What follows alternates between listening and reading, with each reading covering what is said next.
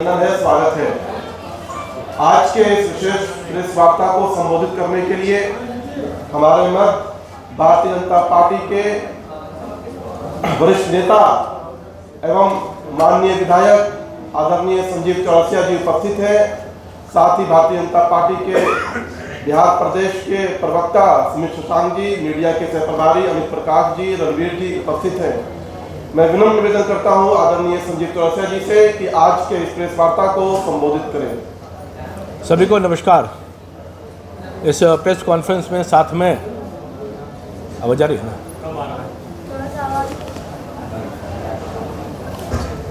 दानिश भाई, सुमित जी, रणवीर जी, अमित जी और सभी माननीय पत्रकार बंधुओं, भाई एवं बहनों,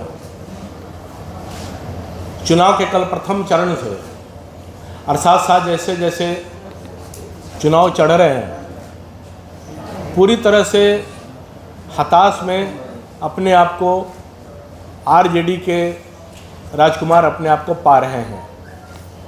तेजस्वी यादव के साथ साथ आरजेडी के जितने लोग हैं, इस चुनाव के आने वाले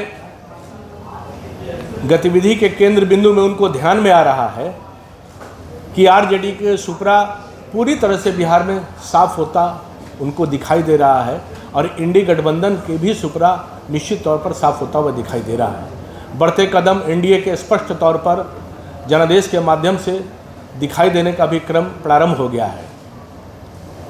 आपको ध्यान में होगा कि दलितों के किस प्रकार से अपमान, अनुसूचित जाति का अपमान जो करने की फितरत आरजेडी के प्रारंभ से रही है, वो तो लालू यादव के समय रहा ही है, राबड़ी जी के भी समय रहा है और श्रीमान तेजस्वी यादव भी उसी कंटिन्यूटी में आगे बढ़ने का काम कर रहे हैं।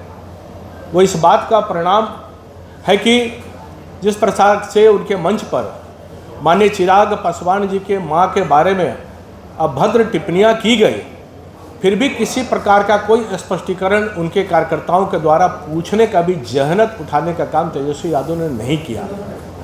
यह इस बात का परिणाम है कि उनके मन की मानसिकता क्या है, क्योंकि ध्यान में है कि जिस प्रकार से श्रीमान लालू प्रसाद यादव भी माननीय स्वर्गीय रामविलास पासवान जी के ऊपर अभद्र टिप्पणियां किया करते थे, वो भी ध्यान में है कि सदन में उनकी माता राबड़ी देवी जी भी समधिन ज्योति जी के ऊपर किस प्रकार से चप्पल निकालकर अभद्र टिप्पणियां करने का काम की थी। और आपको ध्यान में होगा कि कल जमुई में मांझू समुदाय के द्वारा आरजेडी के कार्यकर्ताओं के द्वारा क्या करने का काम कैसे किया गया था। तो आज इस बात का स्पष्ट रूप से है कि आरजेडी के लोग दलित समुदाय को किसी भी तरह से अपने आप को समाहित करने के लिए बर्दाश्त नहीं कर पा रहे हैं। जब उनको लगा कि ये पूरा चुनाव जो है अगड़े पिछड़े के नाम पर करके बांटने का प्रयास किया करते थे, अब वो स्पष्ट रूप से दिखाई दे रहा है कि कमंडल भी इन्हीं के हाथ में है, मंडल भी इन्हीं के हाथ में है। क्योंकि ये भी ध्यान में है कि जिस प्रकार से आरक्षण के विषय पर आरजेडी के नेताओं ने बिल फाड़ने का काम किया, तत्कालीन उस समय के सुरेंद्र यादव सांसद भी माननीय अडवाणी जी के द्वारा जब उस समय बिल के भी जो सदन के अंतर्गत हुआ था, कैसे आरक्षण को बिल को फाड़ने का काम किया गया था। ऐसे बहुत सारे उदाहरण हैं। जब जब सत्ता में रहे तो कभी आरक्षण देने के काम पे तो दूर रहा है, कभी इस विषय पर अपने कदम बढ़ाने का प्रयास भी उन लोगों ने नहीं किया। यानी कि अगड़े पिछड़े के नाम पर बांटने का जो प्रयास उनका रहा है वो पूरी तरह से विफल रहे हैं। अब ये चाहते हैं कि दलितों के अपमानित करके किसी भी ढंग से कुछ विषय को आगे बढ़ पाए, जो संभवतः आगे बढ़ने का काम नहीं हो पा रहा। दबंगों से प्यार, दलितों पे अत्याचार, नहीं चलेगा ये दोहरा विचार। गालीबाज, खूंखार, महिला पर करता है अत्याचार, वही है तेजस्वी का असली यार। ये पूरी तरह से इन शब्दों का चरितार्थ है कि जिन जिन मानसिकता को उजागर करते हुए आगे बढ़ाने का काम कर रहे हैं।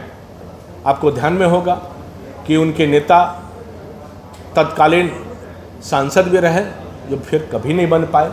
विधायक सुरेंद्र यादव अभद्र टिप्पणियां किया करते थे, वो आपके संज्ञान में है कि महिला विरोधी टिप्पणी से लेकर सुरेंद्र यादव ने अलग अलग प्रकार के अधिकारियों के गाली गलौज से लेकर दबंगई का भाषा निरंतर उपयोग करने का काम सुरेंद्र यादव ने जो किया है, वो बिहार के लोग निरंतर इस बात को अपने स्मृति में रखने का काम भी करते हैं, क्योंकि उनकी दबंगई, अत्याचार, ये आरजेडी का शब्दों का बोलबाला है, ये आरजेडी का कर्तव्यों का बोलबाला है। आरजेडी इन्हीं चरितार्थ पर अपने आप को आगे बढ़ाने का काम करता है, क्योंकि वह समानतावादी जो विचार इनके हैं, ये सब आगे बढ़ाने का काम करते हैं। तो ऐसे बहुत सारे विषय जो हैं आपके संज्ञान में, आपके माध्यम से देने का काम किए हैं कि बाबा धीरेन्द्र शास्त्री जी के ऊपर जिस प्रकार से अभद्र टिप्पणियां सुरेंद्र यादव ने उस समय किया था, कि किस प्रकार से भूत प्रेत और महिलाओं के ऊपर टिप्पणी किया था, कि बाबा किस प्रकार से नृत्य करवाने का काम करते हैं, यानी कि सनातन का भी अपमान करना यह आरजेडी का कर्तव्य और तेजस्वी यादव का कर्तव्य बन चुका है। यानी कि आरजेडी का पूरा परिवार जो है, आज मीसा भारती से लेकर सब जो किए हुए टिप्पणी रही है माननीय चिराग जी के माँ के ऊपर, उस पर किसी भी प्रकार का कोई कमेंट भी नहीं आया है। तो आपके माध्यम से, इस प्रेस कॉन्फ्रेंस के माध्यम से इन बातों को अंगीकार करना है कि जंगल राज की पुनरावृत्ति ये इनकी मन के मानस पटल पर सदैव इंकित करने का काम करता है। तेजस्वी यादव भी इससे दूर नहीं है, वो भी हायरार्की सिस्टम को पालन करने में बड़ा ही माहिर है, कि जिस प्रकार से लालू प्रसाद यादव जी, राबड़ी देवी जी और तेजस्वी यादव हायरार्की सिस्टम को पालन करते हुए जंगल राज से लेकर महिला को अपमानित से लेकर दलितों के अपमानित से लेकर गुंडागर्दी के बढ़ावा से लेकर सनातन को अपमानित करने से लेकर इन चीज़ों के बढ़ावा बिहार में पूरी तरह से देने का काम हो रहा है। पिछले दिनों में क्या क्या घटनाक्रम हुआ है, जो उन्होंने मछली खाते हुए प्रदर्शित किया, आपको ध्यान में है। सावन में किस प्रकार से मीट को पकाते हुए प्रदर्शित करने का काम हुआ। तो ये राजद की संस्कृति है कि तुष्टीकरण की नीति को आगे बढ़ाने के लिए सनातन संस्कृति को अपमानित करने का काम किया जा रहा है। इन माध्यम को आपको प्रेस के माध्यम से बताने का काम किया। प्रश्न तो एक-एक करके ले सकते हैं। समाप्ति के बाद तेजस्वी ने अभी कहा है कि काट की हांडी बार-बार नहीं चढ़ती, फर्स्ट फेज की चुनाव वोटिंग के बाद जनता ने एनडीए को नकार दिया। आज उनको कैसे नकारा है वो तो परिणाम बताएगा, क्योंकि उनको भी ध्यान में आ रहा है आंतरिक विश्लेषण के आधार पर कि आने वाला समय में जनता नकार कर ही पूरा परिणाम देने वाली है। क्योंकि उनको ध्यान में है कि गलत बयानी जो करने का काम कर रहे हैं कि हम आएंगे तो ये करेंगे, हम आएंगे तो वो करेंगे, कहाँ से क्या करेंगे, कभी उनसे भी पूछने का काम करें।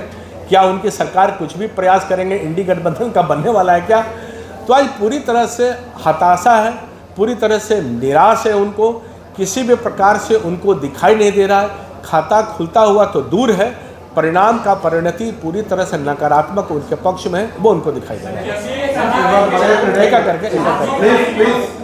संजीव जी, तेजस्वी जी ने कहा है कि 4 लाख 4,000 या 400, वो जो बोले, प्रधानमंत्री जो भी बोलते हैं कि स्क्रिप्टिंग होती है, और जो वोटिंग परसेंटेज है इस बार, उनका कहना है कि जो वोटिंग हुआ, जिस तरह से कम वोटिंग परसेंटेज है, पूरी तरह से इंडी गठबंधन के पक्ष में ये वोटिंग गया है। वही मैं कह रहा हूँ, इसका परिणाम उनके पास कौन सा पैरामीटर है?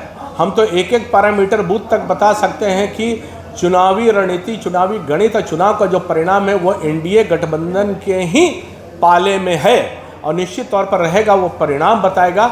आज उनके पास कुछ नहीं है, चूँकि जनता ये जानती है कि जो कहते हैं सो करते नहीं है, और कुछ भी कर लें पर देश की जनता ये जानती है कि एक सशक्त और एक अस्थायी प्रधानमंत्री की आवश्यकता है। तो निश्चित तौर पर उस पक्ष में वोट करने का काम कर रहे हैं कि सशक्त और अस्थायी प्रधानमंत्री इस देश को चाहिए। एक मिनट एक वीडियो वायरल हो रहा है आनंद मोहन का, जो मंच पर वो बोल रहे हैं बलिया का वोट नहीं चाहिए, कुर्मी का नहीं चाहिए, कुशवाहा का नहीं चाहिए। क्या मैसेज देना चाह रहे हैं?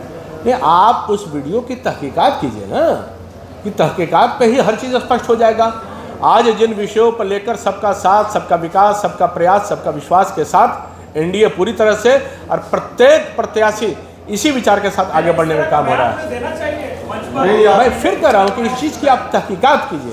पूरा प्रश्न जो वोट परसेंटेज घटा है, क्या माना जा रहा है, कहा जा रहा है कि जनता निराश है 10 सालों से? क्या नहीं, आज इस चीज़ को आप आकलन कीजिए कि टेम्परेचर के कारण है कि क्या है, पर उत्साह जो है वो जनता के एनडीए के पक्ष में है। जो मैंने कहा कि इन्हें अनेक प्रकार के लाभार्थी योजना से लेकर संपर्क योजना से लेकर कार्यकर्ता इस तपित में, इस गर्मी में घर घर संपर्क करके करने का काम कर रहा है। जो प्रतिशत के हिसाब से जनता निकल कर करने का कर रही है वो सब भारतीय जनता पार्टी की झोली में है, क्योंकि सबकी चाहत एक ही है कि एक सशक्त और अस्थायी प्रधानमंत्री इस देश को चलाए। कल अमित शाह जी आ रहे हैं अररिया में और प्रशांत किशोर ने इस पर कटाक्ष किया है कि 2015 का डर, जो हार का डर भुला नहीं पा रहे हैं कटिहार में। आज वो कौन सा हार की बात कर रहे हैं? आज जनता हार पहनाने को तैयार है, यानी कि फूल की माला पहनाने को तैयार है। इस बात को भी विजुलाइज करना चाहिए कि जनता इतने प्रकार के योजनाओं से लेकर जो माननीय प्रधानमंत्री जी ने देश के देने का काम किया है, आज जनता समझती है इन बातों को।